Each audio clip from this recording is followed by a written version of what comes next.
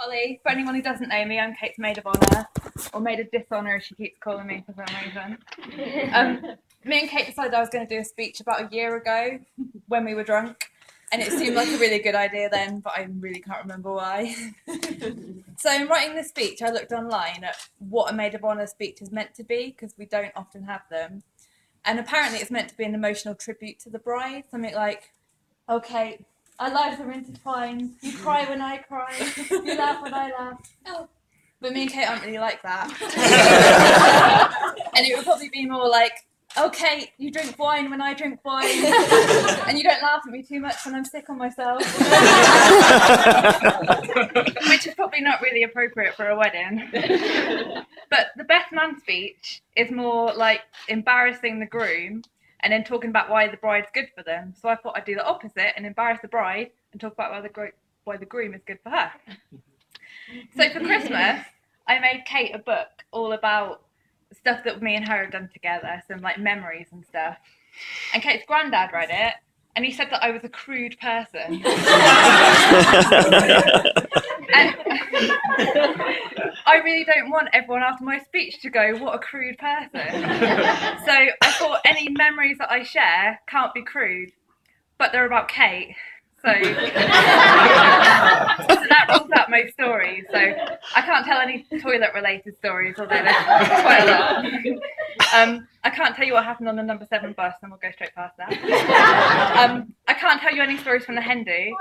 Although, if you see any drunk hens later, ask them to tell you the pasta shell story. It's really, really good. And most of my other memories are about Kate of when we're drinking, so I can't really remember them. So I decided to tell a story which, for me, shows how important Gary is for Kate. Kate is many amazing things. She's thoughtful, she's generous, she's funny, she's beautiful, but she's also impatient, and she's impulsive, and she's just ridiculous. So one day, Kate was at home on her own watching TV, and she got bored. So for some reason, unknown to anyone apart from Kate, she picked up one of her nose hairs and she put it on a tissue.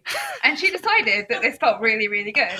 So one by one, she picked out all of her nose hairs and she lined them up on a tissue. And then Gary came home and she was like, "Look, Gary, look what I've done." And Gary was like, "You need those. They're there for a reason." Which Kate then discovered the next few weeks that actually, yes, you do need nose hair. So for me, this story really shows how ridiculous Kate can be and how much she needs Gary. Unfortunately for Kate's nose hairs, Gary wasn't there that night, but most of the time he is there for her. You know, he balances her out, he calms her down when she's stressed about ridiculous things. He distracts her when she's impatient about things and wants to do them straight away, and he talks her out of things. I really think that without Gary, Kate would just drink wine every night, pick out her nose hairs, and surround herself with Yankee I told Kate that in my speech I'd be saying something on the lines of "I think Gary balances her out," and she tried to insist to me that she balances Gary out too. So I said, "Why?" And she told me loads of stories, which mostly involved her being very, very drunk, Gary getting hurt, and Kate being irrational. So I really refuse to believe that she balances Gary out, and I want to say, well done for putting up with her. But honestly, I can't think of anyone better for Kate than Gary, apart from maybe Ollie Murs. So. But in reality, Kate's impulsive side is one of the reasons that I love her so much. I really couldn't ask for a better friend. She's amazing. She makes me laugh. She makes me happy. My life would be a lot worse without her. So stop, you made her want a bit for you. And I really think she's done an amazing job with this wedding. As Kate is so impatient and so super organised, it's not been easy for her. Over a year ago, she wanted to make the favours and put them away. She didn't, so you can feel safe to eat them, but she wanted to. I've only ever known Kate and Gary as a couple, but I couldn't imagine them not together. They're really perfect for each other, and I'm so happy to finally see them become Mr. and Mrs. Windsor. So finally, I'd like to raise a toast to the most important people here. To the bar staff. Really. To Kate and Gary. Okay, Gary.